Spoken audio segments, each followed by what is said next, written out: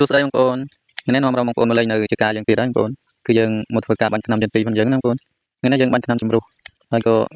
មានចម្ងល់ឆ្ងល់ណាបងប្អូនឆ្ងល់រឿងចន្ទីហើយបងប្អូនយើងមានបងប្អូនណាខ្លះដែលចាប់អារម្មណ៍ពីរឿងចន្ទីឆ្នាំនេះបងប្អូនគឺខ្ញុំចាប់អារម្មណ៍ត្រង់ថាចន្ទីឆ្នាំនេះអត់ដូចឆ្នាំមុនទេបងប្អូនដោយសារតែចន្ទីឆ្នាំនេះគឺថាតឹងមែនទែនបងប្អូនគឺអត់មានលាស់ត្រួយអីទេបងប្អូនសម្រាប់ចន្ទីខ្ញុំវិញបើថាឆ្នាំមុនខែនេះគឺថាអាចលាស់ត្រួយខ្លាំងបងប្អូនគឺលាស់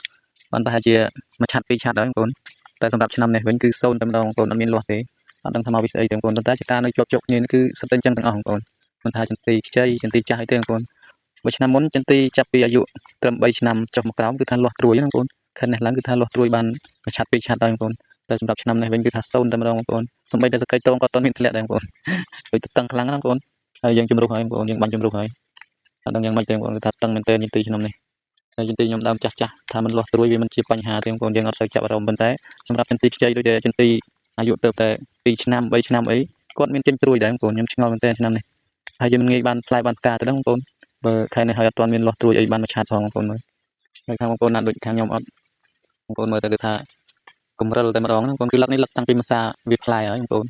សំបីតែតងហ្នឹងក៏អត់ទាន់លុបបាត់ដែរគឺថាតឹងមែនទែនបងប្អូនតឹងក្រិននៅនឹងតែម្ដងណាបងប្អូន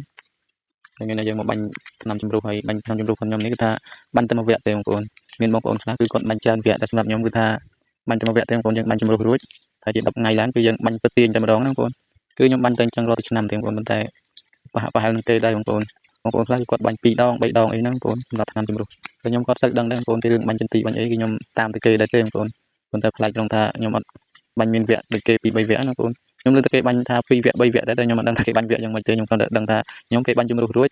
ហើយ10ថ្ងៃក្រោយមកខ្ញុំចាប់ដើមបាញ់ទៅទាញហ្នឹងបងប្អូនតើបងប្អូនយើងខាងណាខ្លះដែលបាញ់អញ្ចឹងណាបងប្អូនហើយខាងខ្ញុំនេះគឺទៅប្រហែលឆ្នាំនេះទេបងប្អូនគឺល្បីឆ្នាំជំរុះមែនទែនពីឆ្នាំមុនគឺអត់ដែលលើមានទេបងប្អូនកាលពីចន្ទីខ្ញុំអាធំនេះនៅ2 3ឆ្នាំហ្នឹងគឺអត់ទាន់មានអ្នកណាគេបាញ់ឆ្នាំជំរុះទេបងប្អូនទៅពេលចន្ទីខ្ញុំនេះអាយុ7 8ឆ្នាំហើយបងប្អូនយើងយូរហើយ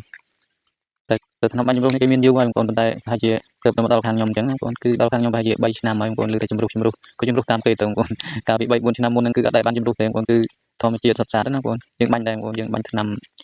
ទាញបាញ់ថ្នាំជំនួយអីណាបងប្អូនតែសម្រាប់ជំរុះអីគឺយើងអត់ដែលបានបាញ់ទេពីមុនមកណាបងប្អូនទើបតែឡើយយើងទើបតែដឹងទើបតែឃើញគេបាញ់អញ្ចឹងគឺយើងបាញ់តាមគេទៅហើយនេះជាការជាប់ព្រមគ្នាការបងប្រុសរបស់ខ្ញុំណាបងប្អូនគឺបងប្អូនមើលទៅមិនថាខ្ចីឬក៏ចាស់ទេចន្ទីមិនថាអាយុតិចឬក៏ច្រើនទេបងប្អូនមើលគឺថាមានលាស់ត្រួយតែម្ដងណាបងប្អូន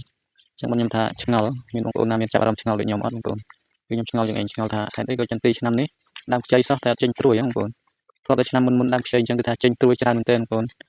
ពេលដែលយើងបាញ់នេះគឺអត់ណាក៏2 3ឆាត់ដែរបងប្អូនវាចេញមកណាព្រោះសម្រាប់អាចាស់ដូចខ្ញុំនេះវាមិនចេញជារឿងធម្មតាទេបងប្អូនប៉ុន្តែសម្រាប់ចន្ទីក្មេងៗនេះអត់ចេញដូចគេប្លែកអញ្ចឹងបងប្អូនគឺប្លែកមែនទែនហើយវីដេអូយើងក៏មានអីច្រើនដែរបងប្អូនមានតែប៉ុណ្ណឹងជម្រាបលាបងប្អូនសុខសប្បាយ